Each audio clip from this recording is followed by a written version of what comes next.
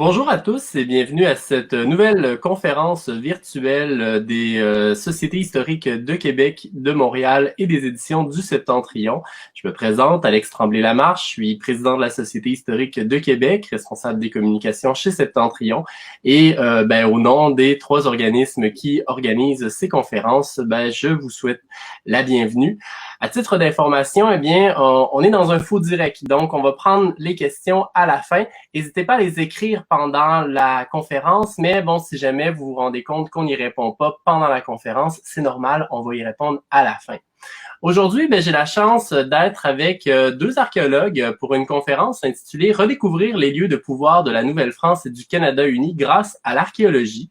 Je suis avec Hendrik van Giesegem, qui œuvre en archéologie depuis 1995. Il détient un baccalauréat de l'Université de Montréal et un doctorat de l'Université de Californie à Santa Barbara. Il a mené des recherches intensives au Pérou et au Canada et pendant une décennie, il a enseigné l'anthropologie dans plusieurs universités américaines et canadiennes. Il est chargé de projet en archéologie et en histoire à Pointe-à-Calière depuis 2017. Il a à ce titre coordonné notamment le projet Archéolab Québec et qui est la première base de données accessible en ligne pour les chercheurs et le grand public. Et bon, lui doit entre autres la superbe exposition qui a eu lieu sur les Incas récemment et qui est toujours accessible à l'heure actuelle à Pointe-à-Calière. Bonsoir, Monsieur Van Giesegem. Bonjour. Je voulais dire, j'ai contribué à l'Expo Inca, mais je ne suis pas responsable de sa composition. Il y a beaucoup d'artisans qui sont à la base, mais j'ai aidé un peu comme je le pouvais. Mais je voulais seulement préciser. Ouais, effectivement, c'est sûr que construire une exposition, c'est quelque chose qui demande énormément en fait de contributeurs. Mais bon, c'est ça. Je voulais juste en profiter pour glisser un mot sur l'exposition et sur votre contribution. Désolé si je l'ai peut-être un petit peu trop amplifié. Un petit peu gonflé, mais l'expo est en octobre. Je tiens à le préciser. C'est bon. Et donc, si vous n'avez pas eu l'occasion de la voir jusqu'à maintenant, profitez-en pour y aller. C'est vraiment une superbe exposition qui nous permet d'en apprendre énormément sur les Incas. Donc, aujourd'hui, il nous parlera de différents lieux de pouvoir liés à Pointe-à-Calière, puisque, comme on va le voir, Pointe-à-Calière, c'est un endroit où on trouvait le site du phare d'Hector de Calière. Bon, c'est un endroit aussi où on trouvait l'égout collecteur, dont on a trouvé des fouilles archéologiques, le marché en fait de Sainte-Anne, puis le Parlement du Canada uni, donc un lieu de pouvoir à l'époque du Canada uni. Et donc, il nous en parlera aujourd'hui. Je suis également en compagnie d'Alison Bain. Alison Bain est professeure titulaire en archéologie au département des sciences historiques de l'Université Laval. Elle est membre du CELAT, si je ne m'abuse, elle en est même la directrice à l'heure actuelle. Centre de recherche sur les lettres, les arts et les traditions. Et donc, elle dirige le chantier école en archéologie historique et également directrice du laboratoire d'archéologie environnementale de l'Université Laval. Sa recherche porte sur les interactions entre les humains et les environnements dans leur passé. Elle est l'auteur avec les archéologues Camille Lapointe et Réginald Auger de l'ouvrage « Le site archéologique du Palais de l'Intendant », plus de 35 années de découverte qui a été publié aux éditions du Septentrion. Et donc, un ouvrage qui témoigne des 35 années, comme le dit le titre, de recherche sur ce site archéologique. Et donc, un lieu de pouvoir également à l'époque de la Nouvelle-France, un lieu qui va rester, je dirais peut-être pas habité, mais je dirais, utilisé par la suite au 19e siècle et même jusqu'à aujourd'hui sous de nouvelles formes. Et donc, dont elle va nous parler aujourd'hui. Bonsoir, Madame Bain. Bonsoir. Et donc, première question que j'ai envie de vous poser, c'est, on a deux sites archéologiques, Pointe-à-Calière, l'îlot des Palais, un à Montréal, un à Québec. Et à partir de quand est-ce qu'ils deviennent l'objet de fouilles archéologiques? Le site? Le site l'îlot des Palais a des sondages, ça veut dire les petits carrés préparatoires, en fait, en 81, si je ne m'abuse pas. Mais les fouilles, proprement dit, ont commencé par l'Université Laval en 1982. Dans le cas de Pointe-à-Calière, à la fin des années 80, il y avait eu déjà des études de potentiel, à savoir qu'est-ce qui était potentiellement conservé comme sol archéologique ancien dans le Vieux-Montréal. Et à cette époque-là, on considérait que le 19e siècle n'était pas nécessairement très intéressant. Mais il avait été déterminé que la place royale détenait probablement une série de stratigraphies assez intéressantes de Seul-Ancien parce que c'est un endroit qui, à part l'ancienne douane, n'avait jamais vraiment été développé au niveau architectural depuis disons, le 18e siècle. Et donc, il y a eu des sondages et des fouilles qui ont été faites à ce moment-là, puis il a été décidé d'en faire une crypte archéologique, et c'est de là qu'est née l'idée, disons, du musée Pointe-à-Calière. Et donc, on voit que bon, c'est deux contextes différents, que c'est une volonté justement de mettre de l'avant des vestiges archéologiques d'une part par l'Université Laval, d'autre part, bon, par les pouvoirs publics pour être capable, bon, d'éventuellement faire un musée d'archéologie. Et donc, si on regarde un petit peu plus sur bon, ce que l'archéologie va révéler sur l'usage des lieux, eh bien, c'est deux lieux qui sont utilisés avant l'arrivée des Occidentaux sur place. Et donc, qu'est-ce qui se passe avant le 17e siècle ou même au tout début du 17e siècle, alors que bon, les Occidentaux n'ont pas encore mis le pied au site de l'îlot des Palais puis au site de Pointe-à-Calière? OK. Je devrais préciser que c'était quand même le palais de l'intendant et le deuxième palais. C'était le chantier de formation pour l'Université Laval. Donc, on avait deux grandes campagnes de fouilles sur le site. Les premières séries portaient sur le premier palais et le deuxième surtout sur le deuxième palais et les environnements autour des palais. Et c'était lors de cette deuxième campagne de fouilles que j'ai menée avec mon collègue Reginald Auger. Le deuxième palais était situé sur l'ancienne berge de la rivière Saint-Charles. Et dans cette zone, on a trouvé quand même les traces, un peu les bords de la rivière, qui est un peu marécageux à l'époque. Et notre collègue à la Ville de Québec, on a toujours fouillé le site avec le soutien puis en partenariat avec la Ville de Québec. C'est un site qui appartient à la Ville de Québec. Notre collègue Daniel Simoneau, archéologue à la Ville de Québec, avait trouvé quelques traces utilisées par l'époque autochtone. Il y avait une minette, il y avait quelques éclats de pierre. Donc, on a, je dirais pas nécessairement, on n'a pas de traces d'occupation, parce qu'on a quand même des traces un peu éphémères, mais on a une utilisation qui date environ 750 et 900 ans avant aujourd'hui. Donc, il y avait quand même une utilisation probablement comme lieu de chasse ou la pêche bien avant l'arrivée des Européennes ici à Québec. Dans le cas de Pointe-à-Calière, on est pas loin d'Hochelaga. On pense, évidemment, on sait pas exactement Hochelaga c'était où, mais comme on le sait, bon, ces grands villages-là ont été abandonnés quelque part entre le début du 16e ou la moitié du 16e siècle, le début du 17e siècle. Mais quand Champlain visite la Pointe-à-Calière, en 1600, à partir de 1603 en réalité, mais revient en 1611 et en fait une description assez élaborée. Il mentionne que juste en face de la Pointe-à-Calière, sur le plateau qui est maintenant le Vieux-Montréal, était une prairie où les Autochtones se rencontraient pour faire la traite. Donc, c'était un lieu d'abordage qui était avantageux, qui était adéquat. Il y avait l'îlot, on était à la confluence du fleuve Saint-Laurent et de la Petite Rivière. Et c'était une confluence qui était abritée par l'îlot normandin, donc les crues, les marées, les vagues du fleuve étaient pas tellement présentes. Donc c'est un endroit naturel où s'arrêter. On était en aval des rapides de la Chine, donc c'était presque un arrêt obligatoire. Donc on pense que ça a été le cas pour les populations autochtones. Et pendant les fouilles de la place Royale, donc sur ce plateau-là, où est la place Royale aujourd'hui, bon, on a à l'époque atteint des sols dits naturels, des sols pré-européens, où il y avait des indices assez clairs de combustion, de céramique, d'outils en pierre et tout ça. Donc, on pense que c'était, sans être des occupations permanentes, c'était un lieu de passage très fréquenté à travers les époques par les populations autochtones. Donc, dans les deux cas des lieux de passage autochtones, des lieux justement sur lesquels on a trouvé quelques vestiges de cette occupation-là amérindienne. Et dans les deux cas, bon, des lieux sur lesquels, bon, les Occidentaux vont décider de s'installer pour construire, bon, des bâtiments et bon, s'installer de façon un petit peu plus durable. Pourquoi le choix de ces deux sites?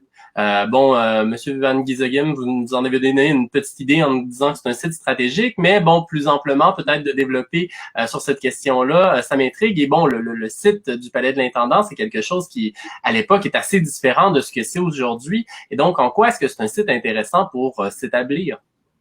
Pour le Palais de l'Intendant, comme je l'avais dit, c'était sur les berges de la rivière Saint-Charles. Donc, les lieux de pouvoir étaient dans l'autre ville, mais l'intendant a décidé éventuellement de s'installer ici. Jean Talon avait acheté le terrain et lui, en tant qu'intendant, visait vraiment à développer l'économie de la Nouvelle-France. Un peu comme on suggère maintenant d'acheter local. Lui souhaitait que les citoyennes ou les colonnes achètent local, sauf qu'il faut quand même produire local aussi. Et sur le site, elle avait construit une brasserie, il y avait une potasse, puis il y a aussi des vestiges d'un chantier naval. Donc, il y avait quand même qu'est-ce qu'on avait toujours, entre archéologues, on a dit, on a toujours fouillé le premier parc industriel en Amérique du Nord. On a quand même les éléments de ces trois infrastructures. Donc, c'était bien pour ces structures d'être sur les berges de la rivière. Donc, un peu aussi protégé et non pas exposé au vent sur le fleuve Saint-Laurent. Donc, les gens ont monté un peu la rivière Saint-Charles et ils étaient capables, il y avait un lieu d'embarcation, pour les bateaux à l'île des Palais. Pour ce qui est de la Pointe-à-Calière, on sait que bon, ça a été c'était déjà un lieu qui était fréquenté après que Cartier soit passé. Donc les Basques revenaient, il y avait du commerce qui se faisait sur le fleuve et c'était un endroit qui était connu par les Européens. C'était un endroit où est-ce qu'ils rencontraient les populations autochtones. Donc pour des raisons, c'était un endroit connu donc et qui était à faible distance des rapides de la Chine donc, c'était presque un lieu de rencontre naturel pour les Autochtones qui provenaient de l'Ouest et les Européens qui venaient les rencontrer, qui provenaient de l'Est. Quand le temps est venu de former disons, une mission, le fort de Ville-Marie, c'est le lieu qui a été sélectionné sans doute parce que c'était un lieu qui était déjà connu. On sait que Champlain était venu, il avait fait des tests de récolte et tout ça. Maintenant, c'était une position stratégique aussi parce que c'était défendable. La Pointe-à-Calière était défendue, donc était accessible d'une seule direction, c'est-à-dire l'ouest, le haut de la pointe. C'est aussi une décision qui s'est avérée être discutable parce que dès la première année d'établissement du fort de Ville-Marie par les Français, par Maisonneuve et Jeannemance en 1642, il y a eu des problèmes d'inondation. Il y avait sous-estimé probablement l'importance des crues et des débâcles du fleuve. Et il y a eu des problèmes d'inondation essentiellement pendant tout le long de l'occupation de la Pointe-à-Calière.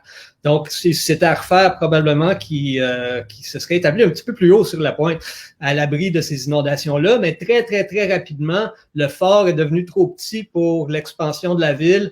Et le cœur, disons, de ce qui allait devenir Montréal ou de cet établissement-là qui prenait de plus en plus d'expansion, c'est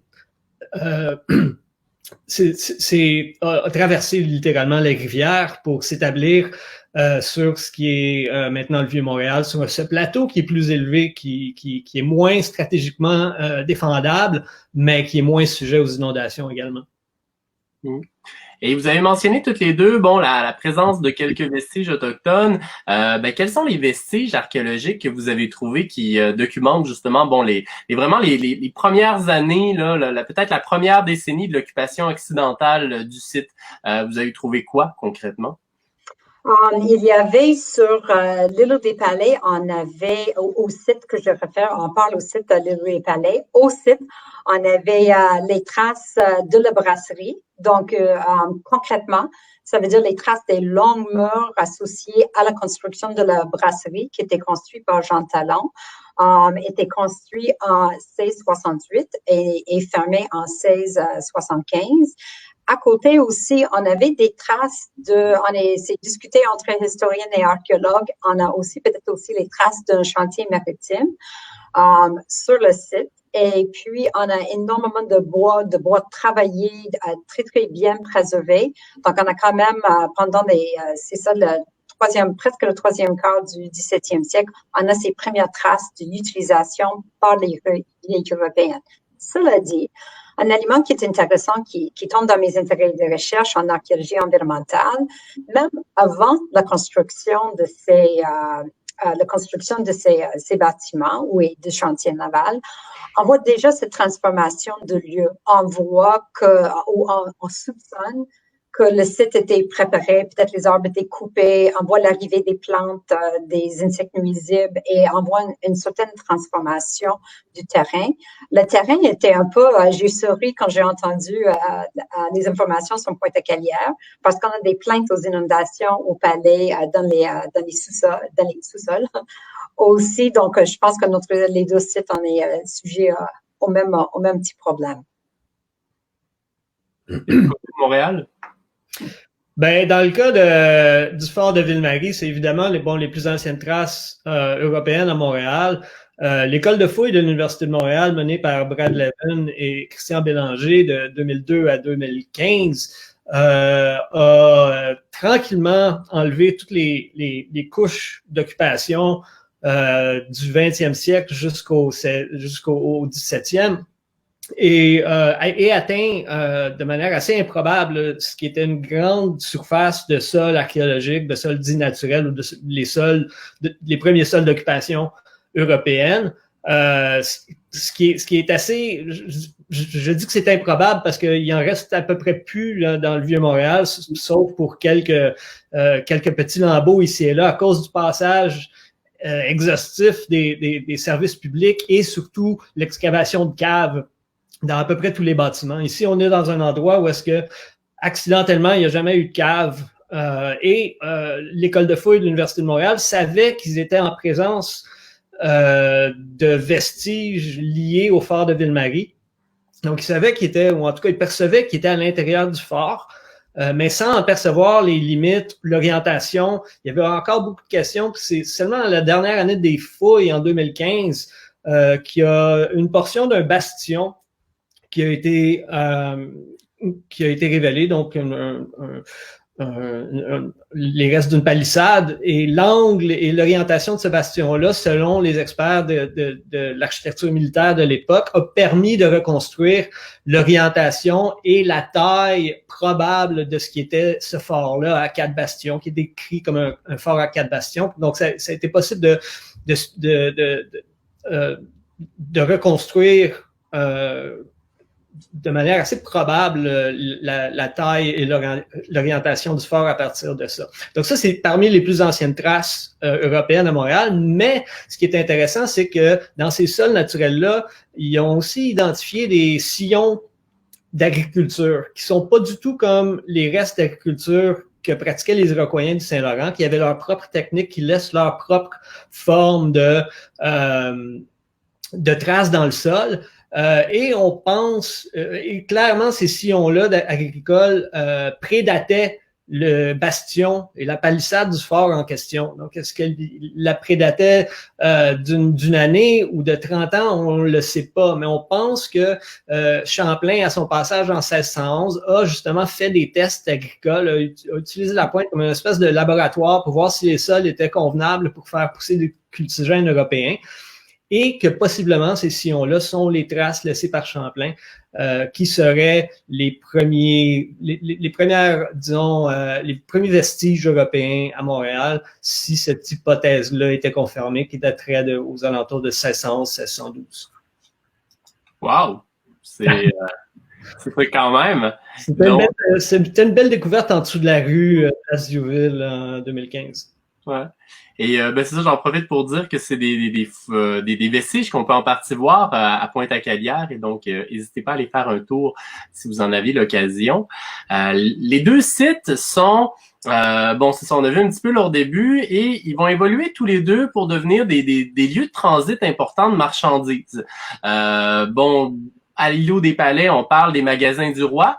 Magasin du roi, bon, c'est pas un magasin où on vend des choses, mais c'est davantage un lieu de stockage qui, appartient à l'État, si on peut s'exprimer ici. Peut-être que Mme Bain pourra détailler un petit peu ce que c'est, mais bon, c'est un lieu de transit de marchandises. Et du côté de Pointe-à-Calière, eh bien, il y a le marché au 18e siècle, mais il y a également le marché du 19e siècle, le marché Sainte-Anne.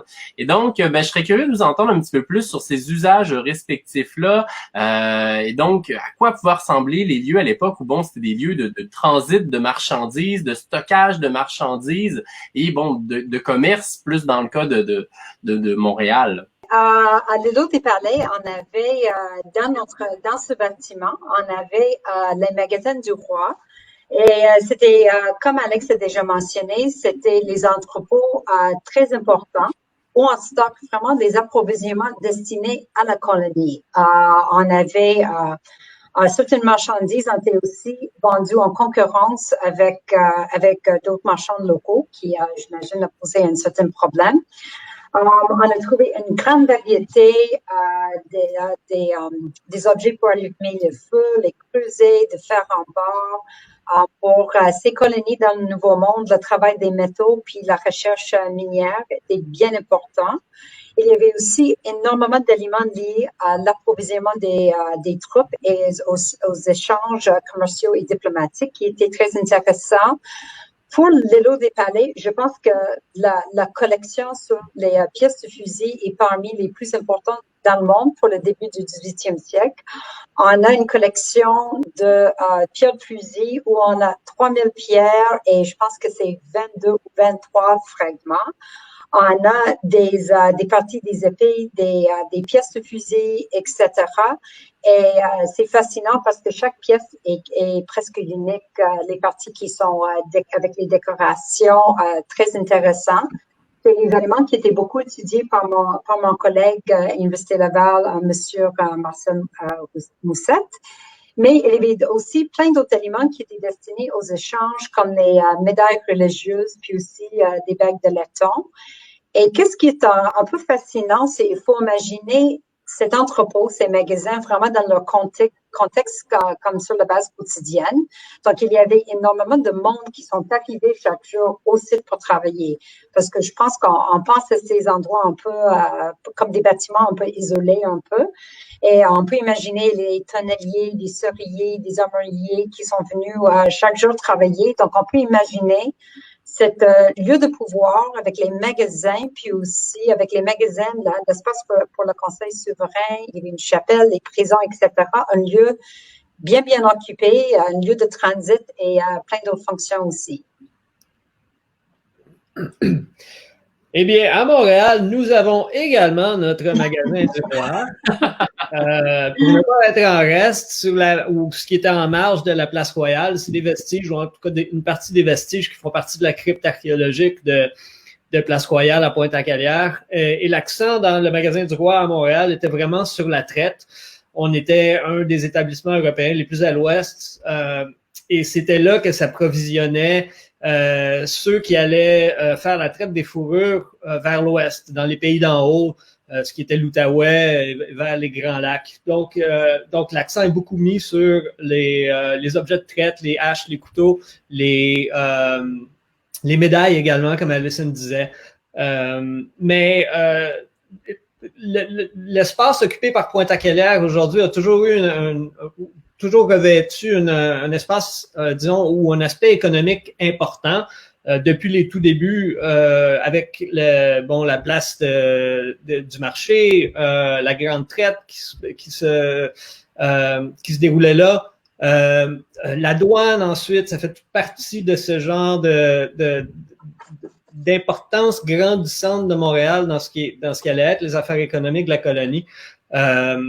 Le Royal Insurance Building qui est venu, sur lequel est assis l'immeuble de l'éperon de Pointe-à-Calière, et pour le 19e siècle, évidemment, le marché Sainte-Anne, le premier marché couvert de Montréal, qui est devenu le Parlement du Canada uni. Donc, on a une espèce de section transversale depuis le 17e siècle jusqu'au jusqu'au 20e siècle, en réalité, de tous les changements extrêmement profonds, outre la conquête britannique, mais tous les changements qui ont mené au monde moderne qu'on connaît, et les sites sur lesquels est établi Pointe-à-Callieres ont chacun quelque chose à contribuer à cette compréhension-là, de cette coupe transversale, de cette espèce de stratigraphie chronologique de ce qui est le en guillemets, nouveau monde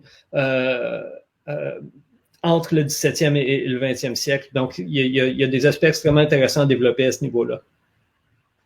Effectivement. Et en su, en fait, des lieux de transit de marchandises, des lieux justement, bon, des magasins du roi, puis bon, dans le cas de Montréal, d'être un lieu de marché, c'est des lieux de pouvoir. D'abord, justement, bon, palais de l'intendant, puis bon, le Parlement du Canada uni. Qu'est-ce que vous pouvez nous dire un petit peu de ces usages-là? C'est ça, rapidement, peut-être un petit peu de qu'est-ce que le palais de l'intendant, à quoi ça sert, à quoi ressemblent les lieux à l'époque, puis bon, c'est ça, le Parlement du Canada uni, quelle est sa fonction, à quoi ça sert, et bon, sans doute un petit peu, mais plus en détail, et à quoi ça ressemble aussi. Pour le brasserie qui est devenu le premier palais de l'intendant avec ses magasins, dans tout un seul bâtiment qui était quand même à 60 mètres de longueur, et où le colombage dans la brasserie était remplacé par la maçonnerie, avait couvert avec les ardoises. À l'intérieur de cette structure, on avait aussi les lieux de rencontre pour le conseil souverain. L'intendant et sa famille habitaient, ainsi que son secrétaire. Il y avait aussi le garde-magasin, puis aussi le geôlier qui a habité la maison. Les prisons étaient dans le même bâtiment, ainsi qu'une chapelle. Donc, on a quand même un lieu de pouvoir dans le sens qu'on a tous ces multifonctions à l'intérieur d'une seule structure. Et pour le culture matérielle, les objets, on a quand même les objets qui reflètent le statut ou les objets aussi probablement à l'intendant et ses proches. On a quand même on peut imaginer une présentation à la table digne de l'intendant et ses proches. On avait les porcelaines, les faïences, la verrerie de table qui était très, très intéressant. Donc, on a ces objets. Puis, à l'extérieur, sur l'îlot, on avait aussi les structures qui partent de ce prestige de l'intendant. Donc, on avait des jardins, on avait j'ai déjà mentionné ce petit bassin pour les embarcations, mais le jardin un peu formel au style français construit à l'époque, qui était aussi une partie de cette démonstration de pouvoir. Puis, on parle ici au premier palais. Suite au feu, on avait construit le deuxième palais et comme Heinrich avait mentionné, eux, ils ont changé pour le bord de la rivière. Au palais, ils ont changé la location du palais, ils ont changé l'orientation avec le dos face à la rivière, avec vraiment un style comme un hôtel particulier français où on veut démontrer aussi vraiment le prestige de l'intendant et ses fonctions dans la colonie.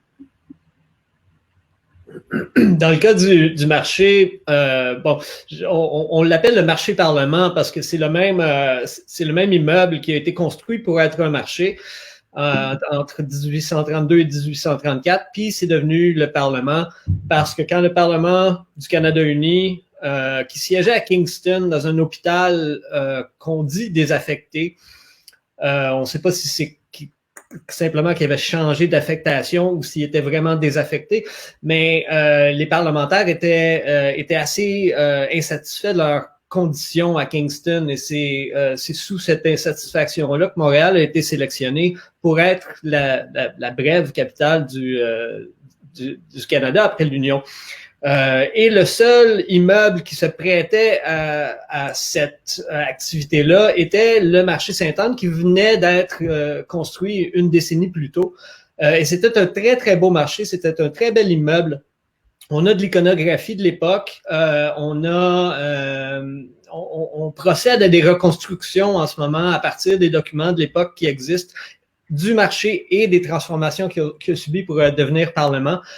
C'était le plus grand immeuble de Montréal à l'époque qui traduit un petit peu l'importance du commerce à l'époque où est-ce que le plus grand et prestigieux immeubles d'une ville et un marché de plus de 100 mètres de long par 18. C'est un très long et étroit immeuble de facture néoclassique qui a été construit de manière assez innovatrice à même le lit de la petite rivière qui était devenu nauséabond.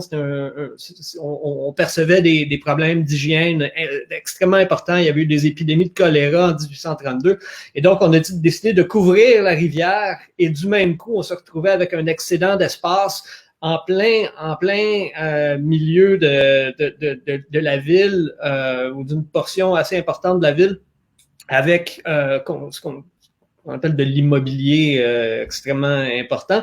Et donc, en couvrant la rivière, on a du même coup construit ce très long et étroit immeuble qui suit le lit de la rivière. Donc, il n'existe plus pour des raisons qu'on connaît, mais on a assez d'iconographie et assez de détails dans les documents qui nous permettent d'avoir une très, très bonne idée de ce à quoi il avait l'air, les transformations qu'il a subies au moment de devenir un parlement. Et on procède en ce moment à un ensemble d'études et de reconstruction 3D numérique pour essayer de faire revivre un petit peu cet immeuble-là qui était très, très qui avait beaucoup de prestance. C'est une très, très belle facture architecturale. Et je serais curieux de vous entendre peut-être un petit peu plus sur les transformations du bâtiment au fil du temps. Bon, Madame Bain, vous avez brièvement abordé justement le deuxième palais, le fait de doter des jardins, etc. Mais comment est-ce que au fil du temps, tranquillement, ça devient un endroit de plus en plus prestigieux parce que on veut se mettre à la mode parisienne, etc. Et comment est-ce qu'on part d'un marché qui a beau être un très très beau marché, mais pour en faire un lieu de prestige comme le Parlement, je présume que on rajoute peut-être des boiseries, je sais pas, on rajoute du mobilier, mais peut-être des détails architecturaux. Et donc, c'est ça. Quelles traces vous avez trouvées dans les fouilles respectives, de ces améliorations qu'on a faites pour donner plus de prestige au lieu? Je sais qu'il y a notamment eu des travaux de dallage dans la cour aussi à l'îlot des Palais. Et donc, je suis curieux de vous entendre sur c'est ça, comment est-ce qu'on donne du prestige à ces bâtiments-là, puis surtout comment est-ce qu'un archéologue est capable de voir ces traces-là. Comme le premier palais avec ses magasins à l'intérieur a passé au feu au 1713, puis on a des documents qui parlent d'une reconstruction rapide qui a commencé la même année. Cela dit, je crois que c'était en 1716 où on a le deuxième palais était fabriqué, puis le premier palais était un peu rénové pour rester les magasins du roi. Mais ce deuxième palais qui était plus proche de la rivière, et comme j'ai mentionné, mais maintenant le dos face à la rivière. Donc, au lieu d'être en face de la rivière, le palais était dans l'autre sens qui a regardé la ville. Donc, on peut imaginer, puis il y avait aussi un chemin qui a relié l'autre ville et le palais. Donc, on a des lettres de l'époque qui parlent des légendes de l'autre ville qui suit le chemin pour arriver au deuxième palais. Donc, le style pour le deuxième palais était essentiellement a fait un appel aux hôtels particuliers français à l'époque. Et on avait aussi un deuxième feu en 1725. Et suite à ce deuxième feu, ils ont changé le toit pour mettre un peu les murs anti-feu sous le toit pour mieux préparer pour les feux. Puis aussi, comme Alex a mentionné, l'avant-cour était pavé avec les dallages. Et comme archéologue, on a trouvé à travers différentes années de la fouille, on a trouvé cette surface un peu pavée d'allées avant le palais. Comme on avait mentionné au tout début de la discussion, le lieu était très marécageux. Donc, on peut imaginer que cette pratique a gardé l'endroit plus propre pour les gens qui sont venus travailler, transiter chaque jour au palais. Pour le travail, je pense que c'était bien nécessaire. Et pour les archéologues, c'est des grandes richesses. Parce que comme on perd aujourd'hui nos iPods, nos pièces de monnaie, etc., c'était les mêmes choses à l'époque. Donc, en enlevant les dalles dans le cours, dalle par dalle, parfois on a trouvé les pièces de monnaie, les petits objets. Donc, c'était vraiment une source un peu de trésor pour nous. Et c'était aussi fascinant parce que c'est une des rares occasions où on a ce bâtiment avec cette surface toute d'aller paver tout autour du bâtiment. Puis on a même vu les patrons qui étaient souhaités comme on voit une zone où ils ont probablement contourné une arbre ou préparé la plantation d'un arbre avant l'entrée principale. Donc, ils avaient aussi, lors des rénovations, changé les escaliers pour faire une entrée plus peut-être plus prestigieux pour le deuxième palais. Et pour les étudiants puis nos collègues en architecture, ils parlent de une deuxième et troisième palais. Cette deuxième phase du deuxième palais est parfois référée au troisième palais. Donc, je vous incite à consulter les travaux de Rosalie Mété de l'Université Laval qui a travaillé ce sujet pour sa maîtrise sur le deuxième et troisième palais. Dans le cas du marché Parlement, on est encore en train d'étudier la question. Mon collègue François Gignac est très jusqu'au cou là-dedans. Mais on savait que le marché avait des celliers sous le niveau de la chaussée, accessibles par la rue, où il y avait des marchands qui vendaient des trucs dans la rue et probablement les entreposaient dans les celliers sous le niveau de la rue. Il y avait ensuite le rez-de-chaussée qui était des étals principalement de bouchers. Il y avait des vendeurs de légumes aussi, d'autres choses, de volailles, mais c'était principalement des bouchers qui étaient au rez-de-chaussée, qui avaient des étals à l'intérieur. Et à l'étage, il y avait des grandes salles civiques qui étaient utilisées dans la décennie de 1830 pour tout un ensemble d'activités. Il y avait des concerts, il y avait plein d'événements qui avaient lieu là, il y avait des rencontres de sociétés littéraires, il y avait c'est là qu'on a célébré l'abolition de l'esclavage dans l'Empire britannique. Donc, on a des informations et ces deux grandes salles-là ont été sélectionnées pour devenir, donc, c'était une question de commodité, ont été sélectionnés pour devenir les chambres de l'Assemblée et du Conseil législatif pour le Parlement. Les étals au rez-de-chaussée ont été transformés de manière assez extensive en bureaux. Donc, on peut facilement s'imaginer que entre un étal de boucher qui va devenir un bureau pour un clerc ou un traducteur ou quelque chose comme ça, il y a un certain travail qui est impliqué. Et on sait qu'il y a eu des modifications à l'ensemble architectural. Donc, les portes des celliers ont été bouchées. Il y a d'autres portes qui ont été bouchées aux extrémités aussi pour faire, disons, changer l'axe de l'importance, disons, l'axe central du bâtiment de son axe longitudinal à transversal. Donc, les entrées principales ont été modifiées, certaines entrées ont été bloquées. Donc, ça devient d'un lieu public, ça devient un lieu qui est relativement privé pour des raisons de sécurité, puis on le comprend. Donc, les accès ont été modifiés. Il y a eu un étage qui a été rajouté dans le corps central pour recevoir la bibliothèque. Il y a eu des améliorations au niveau de la ventilation, des choses comme ça. Pour ce qui est de l'archéologie, vu que le bâtiment n'existe plus et que la plupart de ces améliorations-là ont été faites au niveau, disons, hors sol, c'est pas des choses qu'on perçoit. On sait qu'ils ont mis des poêles qu'on n'a pas trouvées archéologiquement. On pense qu'il y a eu du recyclage de métal probablement après l'incendie, puis c'est pour ça qu'un poêle de fonte, on aurait dû normalement en trouver s'il était demeuré dans les restes, dans les décombres de l'incendie, ce qui n'est pas le cas. Donc, on pense qu'il y a des choses qui ont été récupérées, des choses comme ça. Une trace archéologique de l'amélioration ou des rénovations qui ont eu lieu au Parlement, c'est l'installation de toilettes. Des toilettes qui étaient relativement à la fine pointe de la technologie de la toilette pour la moitié, disons, la mi-19e siècle, et des bouches d'évacuation qui menaient directement dans le collecteur. Donc, ce qui va un peu de soi, mais qui était une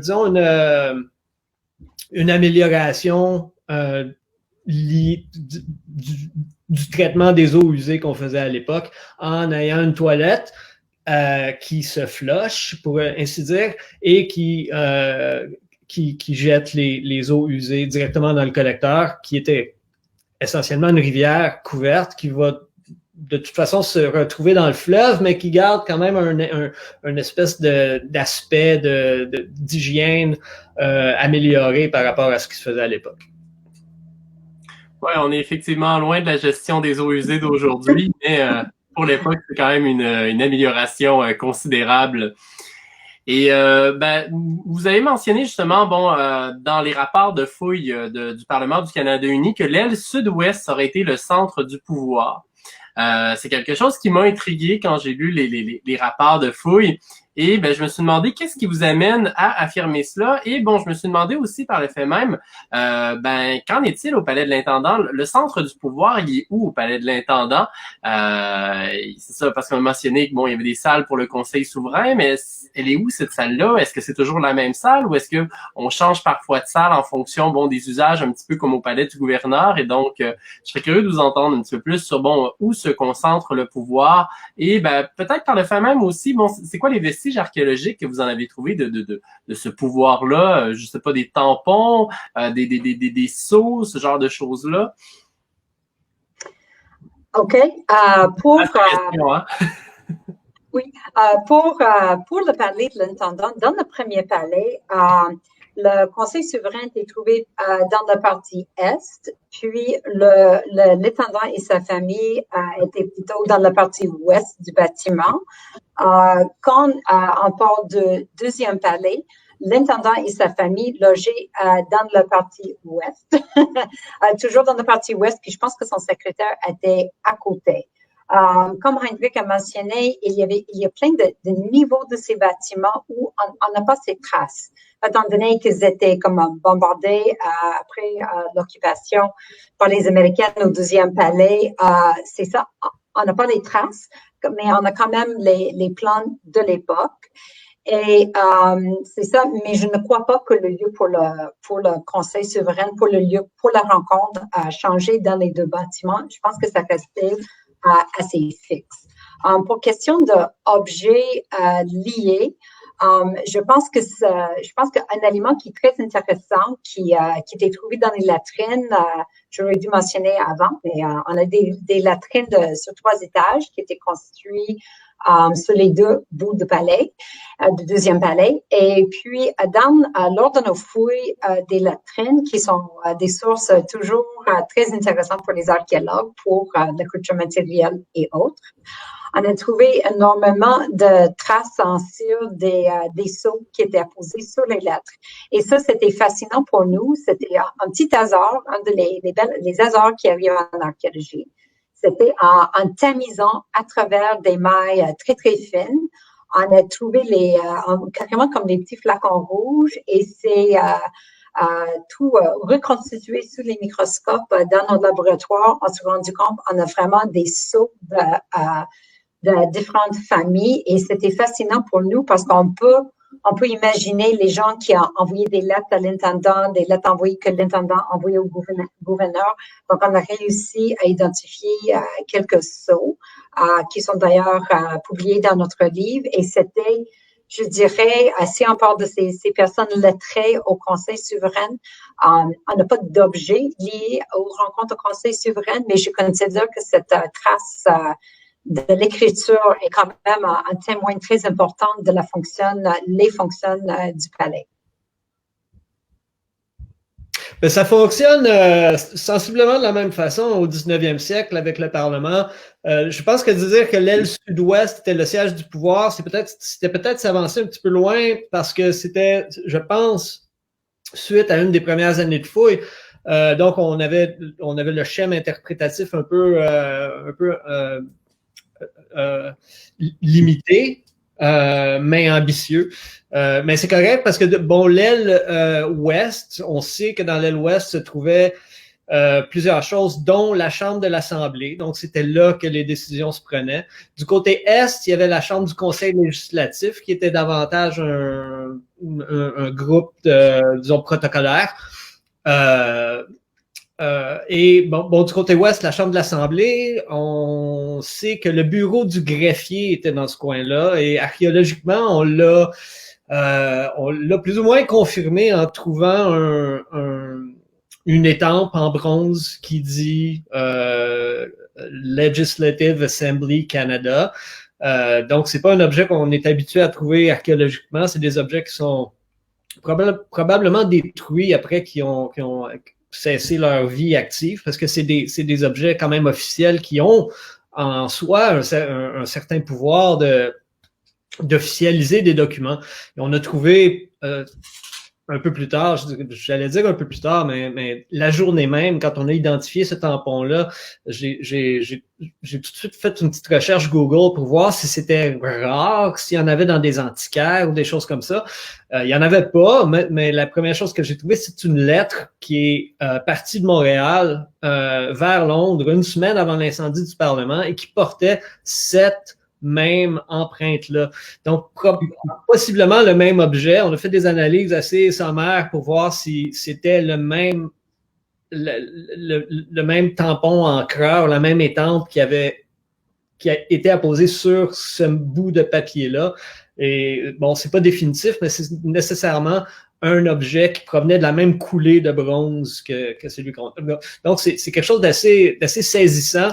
Et c'est un moment presque émouvant d'avoir l'objet et la lettre qui a été trouvée sur un site d'Ancan et de les rassembler pour la première fois en plus de 150 ans. Donc, à ce niveau-là, il y a des objets qui oui, milite en faveur disons, du côté ouest comme étant, oui, un lieu de pouvoir. C'est un peu l'épicentre de ce qui se faisait dans la colonie dans cette décennie-là, ou cette moitié de décennie-là entre 1844 et 1849. C'est vraiment intéressant, puis effectivement, ça doit être très émouvant de réunir ces deux objets-là qui, bon, sont séparés depuis à peu près 160 ans. C'est complètement dingue. C'est pas des choses qui arrivent souvent, disons ça comme ça. Et j'ai envie, en fait, de vous amener peut-être à plus loin sur la question, bon, de ces gens lettrés qui évoluent dans ces deux endroits. Bon, c'est ça, je sais qu'au Parlement du Canada uni, il y avait une bibliothèque, entre autres. Est-ce que vous en avez retrouvé des traces lors des fouilles archéologiques? Et je sais aussi qu'au Palais de l'Intendant, il y avait des intendants qui étaient assez cultivés, notamment, bon, l'intendant Dupuis, dont on a retrouvé, bon, la liste d'à peu près tous ces livres. Et donc, est-ce qu'on a retrouvé des traces aussi de ces livres-là ou éventuellement d'objets de collection que ces gens lettrés pouvaient avoir? Donc, c'est ça peut-être un petit peu sur les bibliothèques des deux lieux et bon, les objets de collection qu'ils pouvaient avoir. Je pense que l'île des Palais, c'est peut-être un peu moins présent que les livres que Henrik a mentionnés. Lors de la construction du deuxième palais, il y avait un petit, sur les plans de Chassepot de Léry, on a les plans pour la construction d'un bâtiment qui est appelé les archives. Malheureusement, on n'a jamais trouvé les traces, puis on ne sait pas si les archives, les dites archives étaient construites. Mais comme déjà mentionné, l'intendant Dupuis avait un grand intérêt sur l'histoire, l'origine, les objets antiques, etc.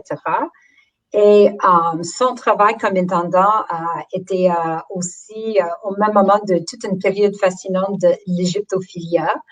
Et parmi nos objets vedettes au palais, c'était les 4 petites amulettes égyptiennes qui étaient trouvées dans un remblai. Et ça, c'est un des défis en archéologie, un remblai qui est littéralement un remplissage d'un trou ou un lieu. Donc, c'est pas quelque chose nécessairement bien trouvé dans une couche stratigraphique, mais on associe le contenu de ce remblai avec l'occupation par l'intendant Dupuis. Donc, qu'est-ce qui est fascinant? Donc, on a les sources écrites, la liste de ses livres de 1000 à 1100 livres dans sa bibliothèque personnelle avec cette personne cultivée, avec cette grande intérêt sur les religions, notamment sur l'Égypte ancienne. Et on a aussi trouvé 4 petites amulettes égyptiennes qui datent fort probablement de son occupation. Donc, on imagine, est-ce qu'il avait acheté lors d'un voyage de Paris, est-ce qu'il les a menés avec son aventure dans la colonie ici? À l'époque, les gens avaient les cabinets de curiosité. Est-ce qu'il y avait peut-être quelque chose de genre comme ça dans le 12e palais. On ne le sait pas. Donc, on n'a pas nécessairement les livres, mais on a ces autres témoins de ces personnages-là très, très intéressants. Wow! Et à Montréal? Je me souviens, Alison, quand ces amulettes-là ont été trouvées, puis j'ai eu des rumeurs qu'il y avait c'était tellement saisissant que la réaction était que c'était possiblement un canular ou une mauvaise farce qu'un étudiant avait fait, parce que j'ai peut-être tort, mais c'est ce qu'on disait à l'époque, qu'il y avait eu des réactions assez... Oui, ça c'est terrible quand les archéologues jouent un tour sur notre archéologue puis on sème quelque chose dans le sondage. Mais non, effectivement, c'est une découverte tout à fait légitime à l'idée. Non, c'est extraordinaire. Je me souviens, c'est tellement, comme tu le disais, révélateur de cette époque-là. Et personnel. C'est personnel dans le sens qu'on soupçonne cette association avec un intendant. Et pour nous, il y a, comme on l'a déjà mentionné, cet aspect un peu émotif de la pensée personnelle, les pratiques personnelles, les intérêts personnels de quelqu'un au-delà de leur lieu de fonction, le très fonctionnel de vie quotidienne, d'avoir cet aperçu de la personne est toujours, c'est fascinant. Oui, ouais. 2009, c'était fouillé, trouvé, oui. Oui. À Montréal, on a été privilégié de trouver quelque chose qu'on trouve très rarement en contexte archéologique, c'est effectivement les restes ou certains restes liés aux 2 bibliothèques qui étaient présentes au Parlement, la bibliothèque de l'Assemblée et la bibliothèque du Conseil législatif, qui ensemble contenaient plusieurs milliers de livres. Et c'est quelque chose qu'on trouve rarement en archéologie, évidemment, parce que le papier se préserve extrêmement mal. Les fondations du bâtiment étaient assez profondes, qui je crois, qui ont permis d'échapper au cycle de gel-dégel. Il était probablement assez gorgé d'eau et il était évidemment brûlé, ce qui favorise leur préservation. Écoutez, c'est pas des livres qui sont lisibles dans l'ensemble, c'est pas des livres qui sont très jolis. C'est des amoncellements de matière brûlée, mais on reconnaît que il y a une structure laminaire et dans certains d'entre eux, on peut encore voir de l'écriture imprimée. Donc, c'est une découverte importante. Mea culpa, en 2011, je participais aux fouilles au Parlement en 2011. C'était un été très sec et on percevait qu'on était en présence de sol, évidemment, qui avait été brûlé. C'était les restes de l'incendie. Puis qu'il y avait des choses assez légères qui partaient comme ça dans l'air.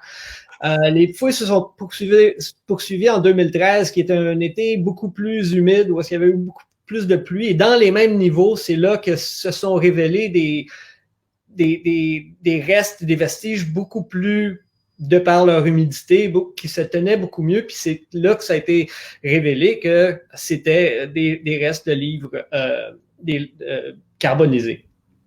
Donc, c'est un grand privilège de pouvoir mettre la main sur des restes comme ça. Puis c'est révélateur également du monde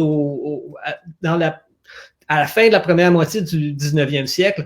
On est complètement en transition vers la modernité, vers un monde post-monarchique où est-ce que le droit divin est de moins en moins pertinent, puis le pouvoir doit s'asseoir sur d'autres choses. Puis c'est vraiment les empires comme l'Empire britannique, s'assoit vraiment sur une meilleure compréhension du monde qui passe par l'observation, la compréhension et ultimement le contrôle des choses naturelles. Et la science et la littérature, disons, le rassemblement de la chose connue, avec un grand C, un autre grand C, le rassemblement des choses connues, puisqu'on sait que les titres dans ces bibliothèques-là étaient des traités d'histoire politique, mais également tout ce qui était de l'art, des premières, de la littérature, des premières éditions de toutes sortes de choses, des livres très, très prestigieux. Donc, on rassemblait vraiment l'ensemble de la connaissance à l'époque.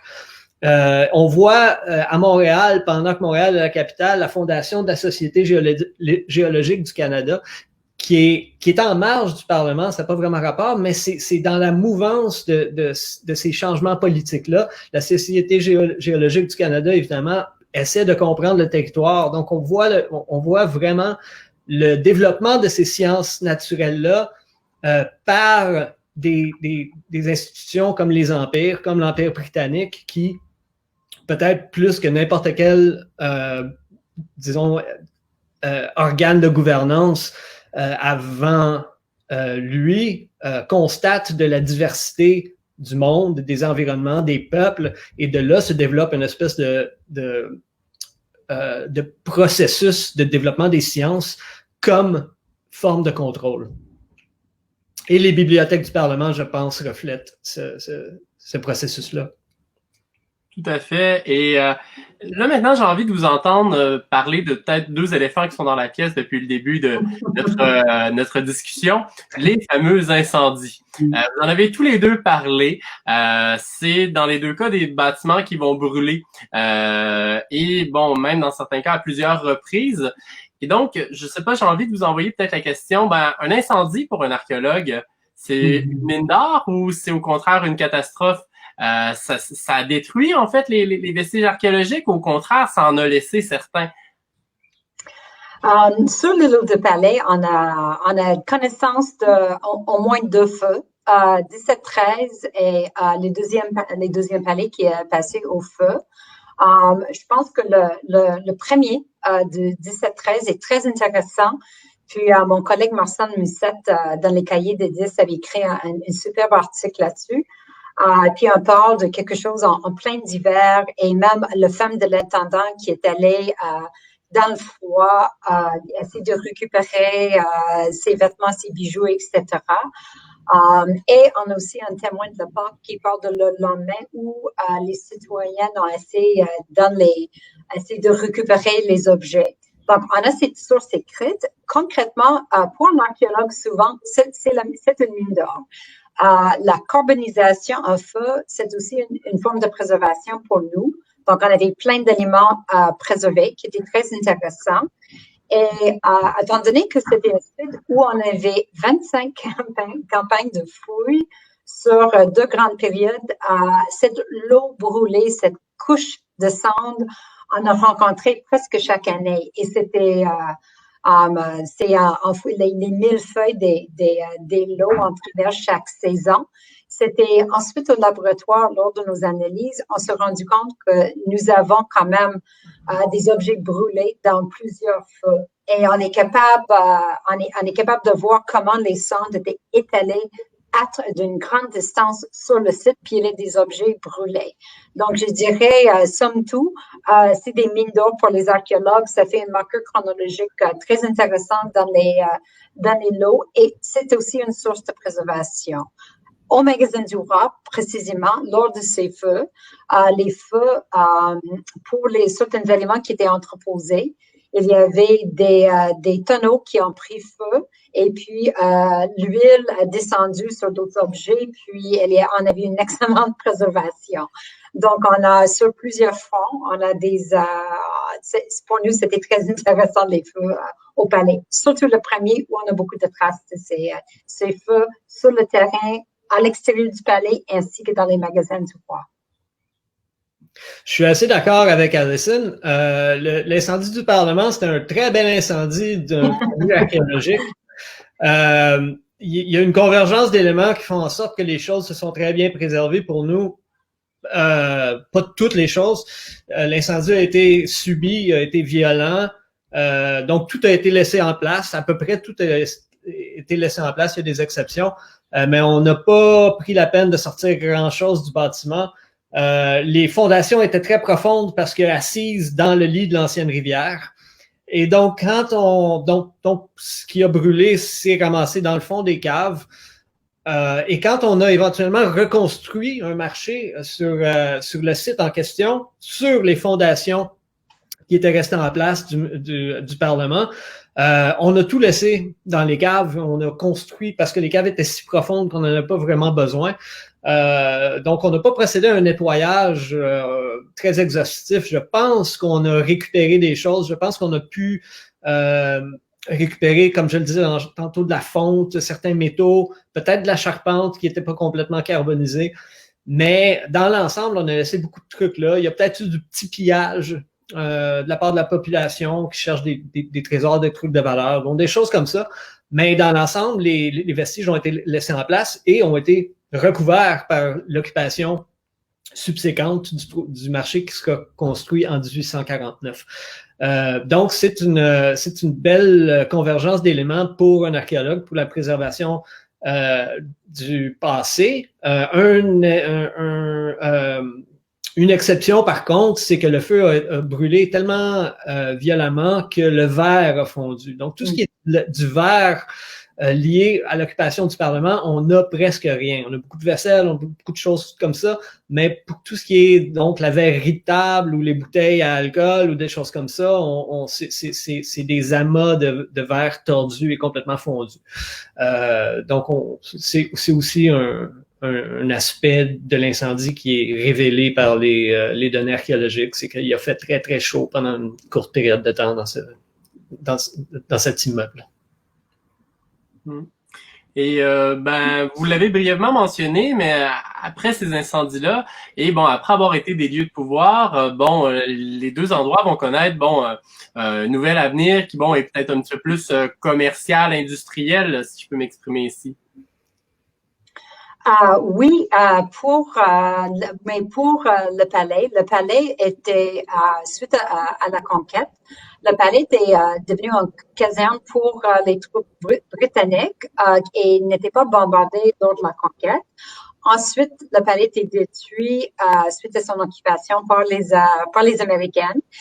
Et après, le site passe sur une période où on avait peut-être moins d'occupants et le terrain était éventuellement divisé entre plusieurs lots.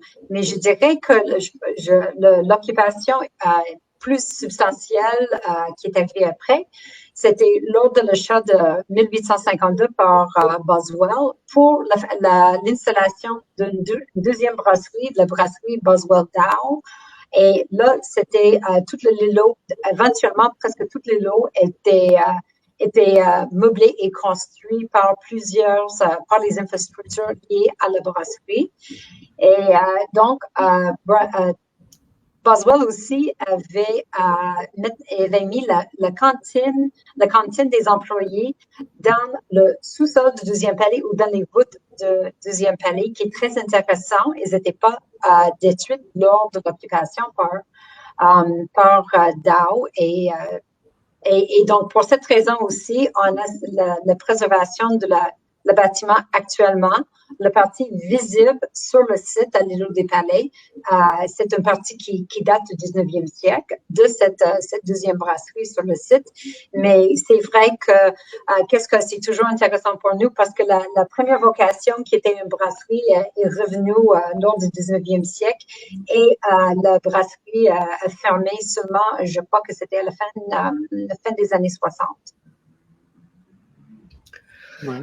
Pour le Parlement, il y a eu un nouveau marché qui a été construit en 1851, c'était un marché qui était important pour les gens du quartier, mais c'était pas l'ensemble architectural qui avait été rêvé quelques dizaines d'années auparavant avec le marché Sainte-Anne. C'est un marché qui était fait de briques.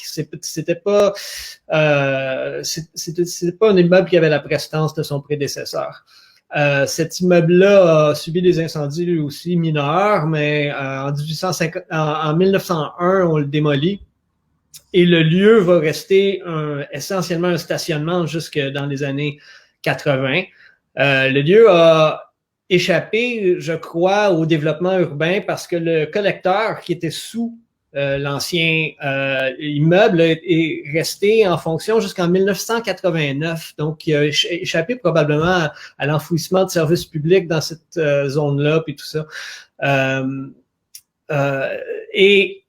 On a un peu oublié l'histoire du Parlement avant que Pointe-à-Calais recommence à s'y intéresser. C'était un peu une honte collective. C'était un échec de Montréal. C'était un échec d'intégration de population avec différents intérêts. Puis la capitale a déménagé en alternance à Toronto et à Québec pendant quelques années et pour finalement se rendre à Ottawa.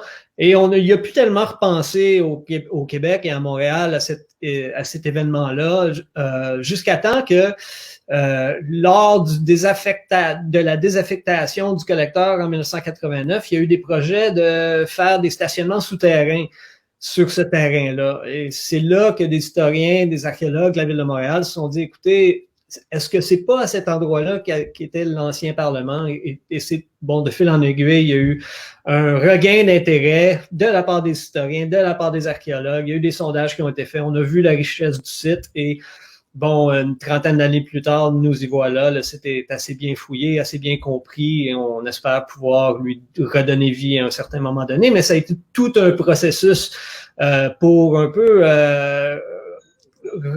réétablir ce site-là et ces événements-là et la complexité de ces événements-là dans la mémoire des Montréalais. Et l'importance de ces quelques années dans lesquelles Montréal a été capitale du Canada pour, disons, le profil culturel, économique, architectural même de la ville. Il y a eu plein de développements qui se sont faits de ce côté-là. Puis donc on a recommencé à y réfléchir récemment et ça a donné des résultats très intéressants. Effectivement. Et je vois que le temps file et on s'en va bientôt vers la période de questions. Donc, n'hésitez pas si vous avez, vous qui nous écoutez à la maison, si vous avez des questions, écrivez-les sur Facebook. On va les prendre dans quelques instants. Mais c'est ça, peut-être pour conclure, avant d'aller vers les questions, quels sont les projets à venir pour chacun de ces sites-là? C'est du côté de l'îlot des Palais. C'est ça, les fouilles archéologiques se sont déplacées ailleurs, si je ne m'abuse. Du côté de Pointe-à-Calière, il y a toujours actuellement des fouilles archéologiques qui continuent à être menées, puis une volonté de valorisation. Et j'aurais aussi envie de vous demander, parallèlement à cette question-là, quelles sont les possibilités qui s'offrent à ceux qui aimeraient en savoir plus sur ces lieux? Je pense notamment aux visites. Est-ce qu'il va être possible sous peu de avoir accès à ces deux endroits?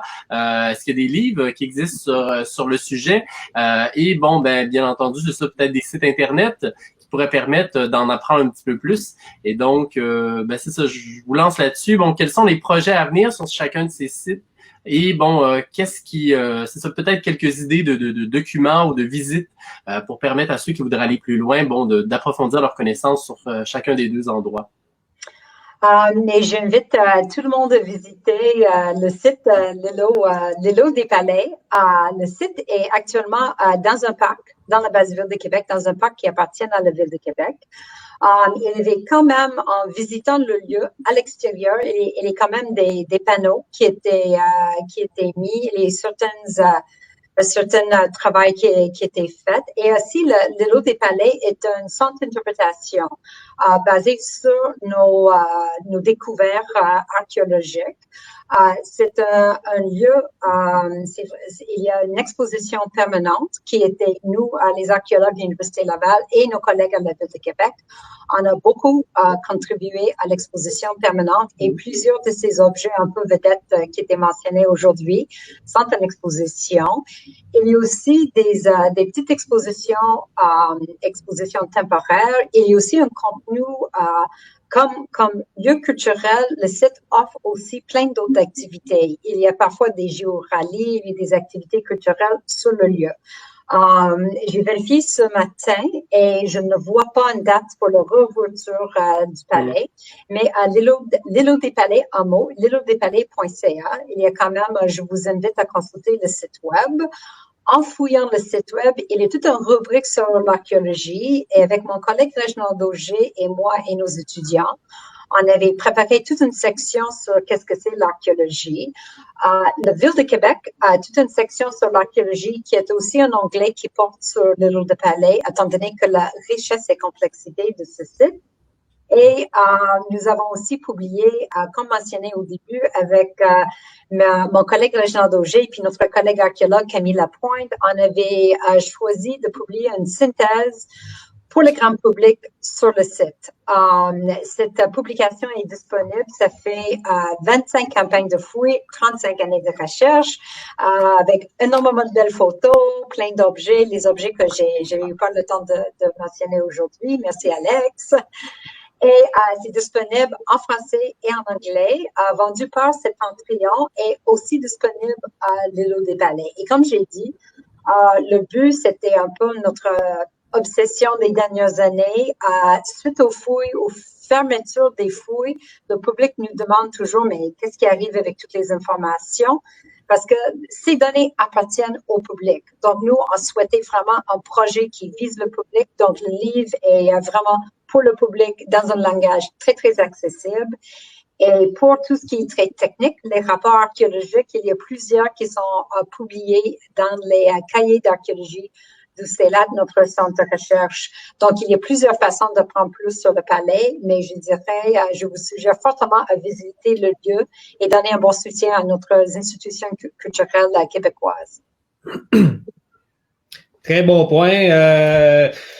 Nous, on n'est pas encore au stade de la publication. On est encore dans une espèce de long post-mortem pour essayer de comprendre un peu et d'intégrer une immense quantité d'informations qui nous provient des données archéologiques, des données historiques, des analyses qui sont en cours, des choses comme ça. Ça viendra. C'est sur on a le plan de faire une belle grande publication sur les fouilles du Marché Parlement.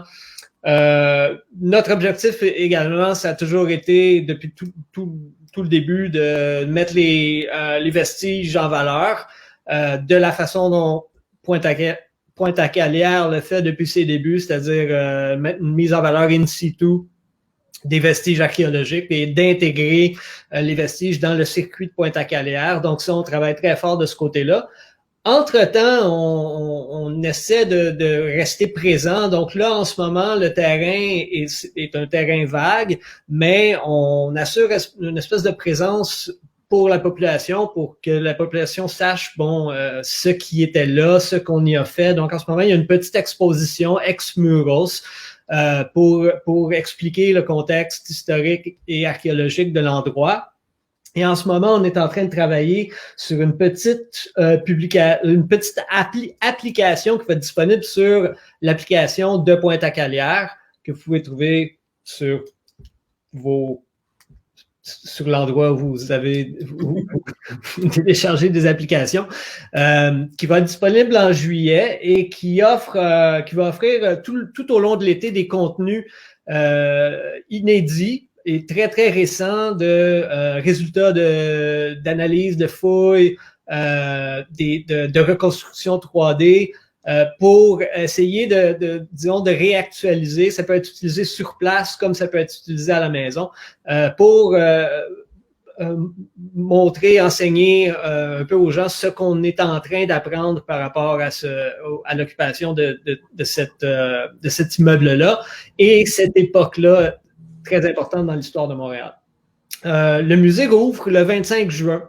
Donc, il va y avoir des nouvelles normes de distanciation, d'hygiène et tout ça. Donc, on vit dans une nouvelle réalité, mais on va recevoir les visiteurs à nouveau à partir du 25 juin. Donc, on vous attend en nombre raisonnable.